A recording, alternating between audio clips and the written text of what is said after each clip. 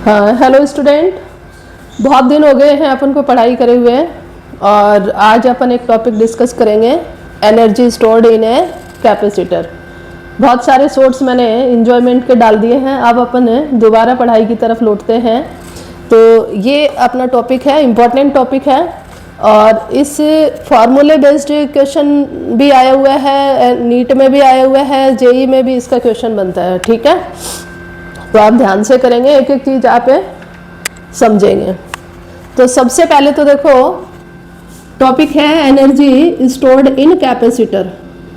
तो कैपेसिटर अपन ने स्टडी किया था कि capacitor is a system of a two conductor, और इसमें मैं ये ले लेती हूँ कंडक्टर नंबर फर्स्ट और ये ले लेती हूँ कंडक्टर नंबर सेकंड।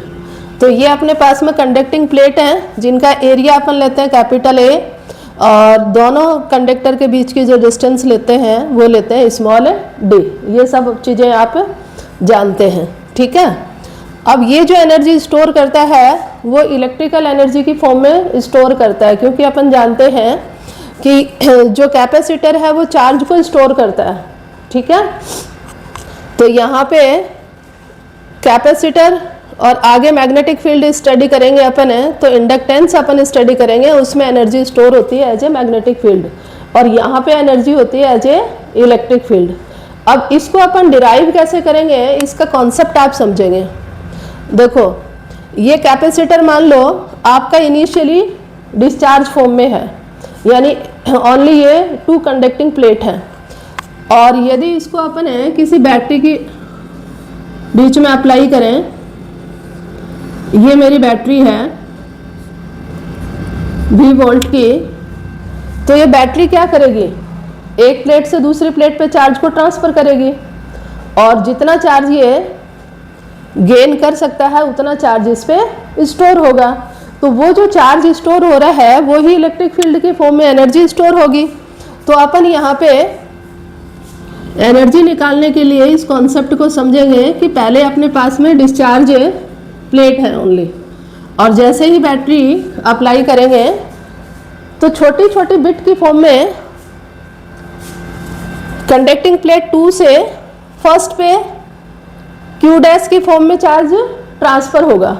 ठीक है, और इनिशियल पोजीशन पे अपन डिस्चार्ज मान रहे हैं, 0 चार्ज फर्स्ट पे और 0 चार्ज सेकंड पे, लेकिन आफ्टर द चार्जिंग इस पे आ जाएगा पॉजिटिव क्यू चार्ज, और सेकंड प्लेट पे आ जाएगा as a conservation law of charge minus Q charge, क्योंकि अपन जानते हैं कि दोनों प्लेट पे चार्ज की अमाउंट सेम रहती है, केवल नेचर अपोजिट होता है। ठीक है, तो यहाँ अपन निकालेंगे कि हमारे पास में छोटी छोटी बिट की फॉर्म में सेकंड प्लेट से फर्स्ट प्लेट पे चार्ज ट्रांसफर हो रहा है। तो इस चार्ज को ट्रांसफर होने में कितना वर्कडन लगेगा, वो वर्कडन यदि अपन निकाल लें तो वो आ जाएगा एज ए एनर्जी।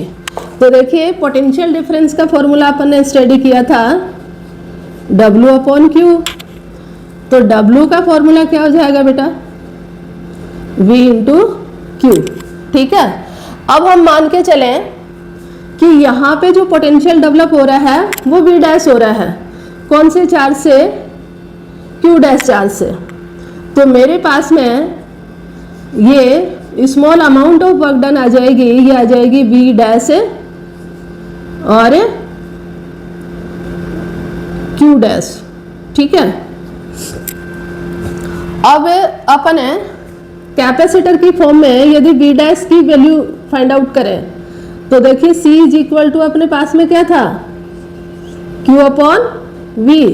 तो V इज इक्वल टू क्या हो जाएगा बेटा, Q/C। अपन इस चार्ज को Q डैश ले रहे हैं, ये V डैश ले रहे हैं, तो ये अपने पास में मान लो यहाँ पे चार्ज ट्रांसफर किया है मैंने डेल Q की फॉर्म में, तो ये छोटा अमाउंट जो चार्ज है ये लिया मैंने डेल Q डैश, और यहाँ पे इन छोटी छोटी टर्म को समझना होगा आपको। V डैश की वैल्यू यहाँ से पुट करो तो ये हो जाएगा Q डैश अपॉन C और डेल Q डैश। ये अपने पास में small amount of work done होगा, और ये अपन कर भी चुके हैं, ये फॉर्मूला स्टडी कर चुके हैं, ये बहुत पहले स्टडी कर चुके हैं। तो यहाँ ये तो रिलेटेड टर्म है, ये आपको लर्न होनी चाहिए। अब यहाँ पे अपन निकालें टोटल वर्क डन। तो टोटल वर्क डन के लिए क्या कर सकते हैं अपन, या तो स्मॉल अमाउंट लेके समीशन करें और या फिर इंटीग्रेशन करें। तो इंटीग्रेशन अपने पास में इजीएस्ट फॉर्म है, तो आप इसको इंटीग्रेट करेंगे और ये अपन मान रहे हैं 0 to Q चार्ज। ठीक है, एक प्लेट पे चार्ज Q ट्रांसफर हो रहा है टोटली। ठीक है, नेचर दोनों का नेगेटिव है। तो ये जो टोटल वर्क डन आ जाएगा आपका, ये हो जाएगा, यहाँ पे वेरिएबल अपने पास में क्या है, Q डैश है, तो इसका इंटीग्रेशन हो जाएगा Q dash square upon 2C, अपने पास कांस्टेंट टर्म है बेटा, और लिमिट अपन ले रहे हैं 0 to Q। ठीक है, तो ये अपने पास में सीधा सा फॉर्मूला बन गया वर्क डन का, हाफ है ये।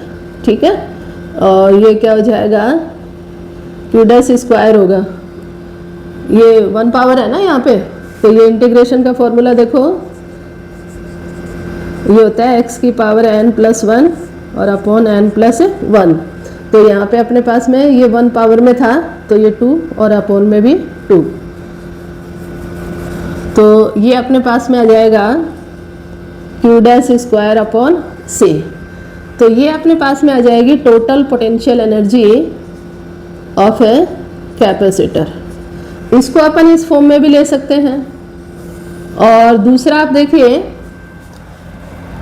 कि अपने पास में कैपेसिटेंस का फॉर्मूला क्या है, C is equal to Q upon V।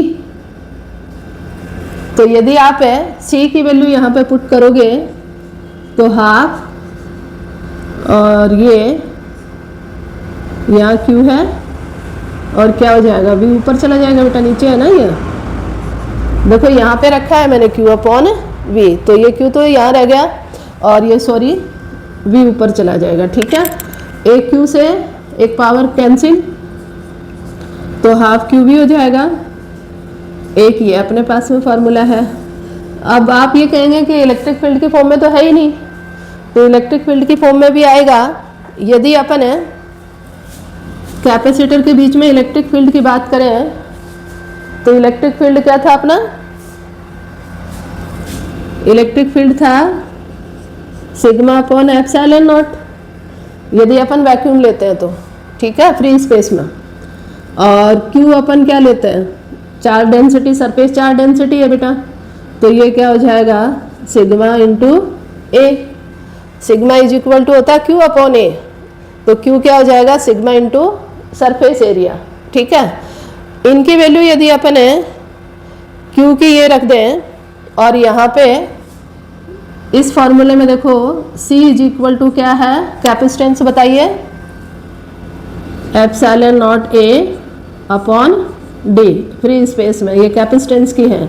ये मैंने पीछे के फॉर्मूले आपको याद दिलाए हैं।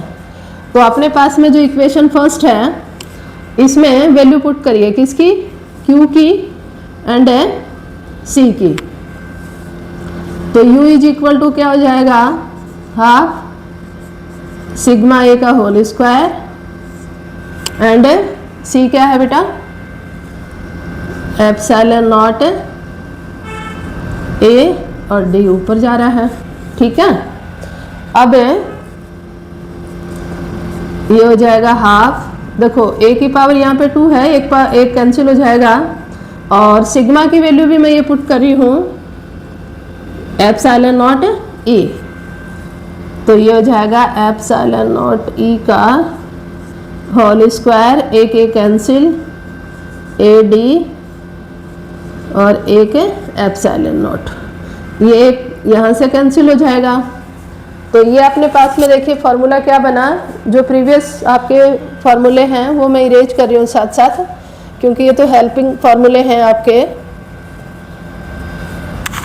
ये हो जाएगा U is equal to half, और एक पावर यहाँ ये बचेगी फ्री परमिटिविटी की, इलेक्ट्रिक फील्ड स्क्वायर फॉर्म में बन रहा है, A और D बन रहा है। इंटरेस्टिंग फॉर्मूला आपका आ गया है।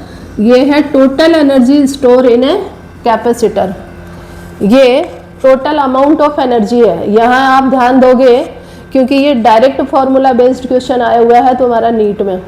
ठीक है, तो ये देखिए, अब यदि अपन एनर्जी डेंसिटी निकालें तो एनर्जी डेंसिटी क्या होती है भाई?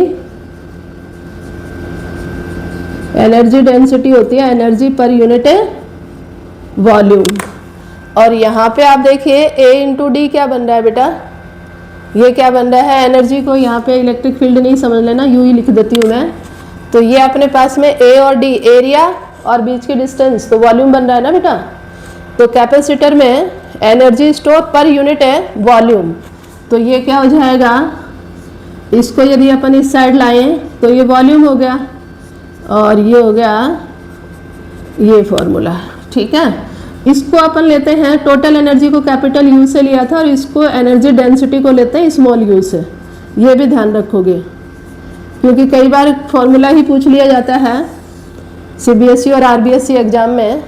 तो ये है energy density per unit volume, ठीक है।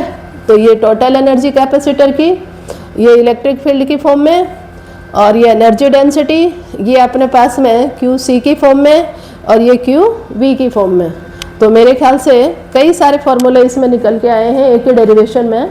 तो ये आपको ध्यान से करना चाहिए, कई बार वीडियो को देखें जिससे कि आपको क्लियर हो जाए।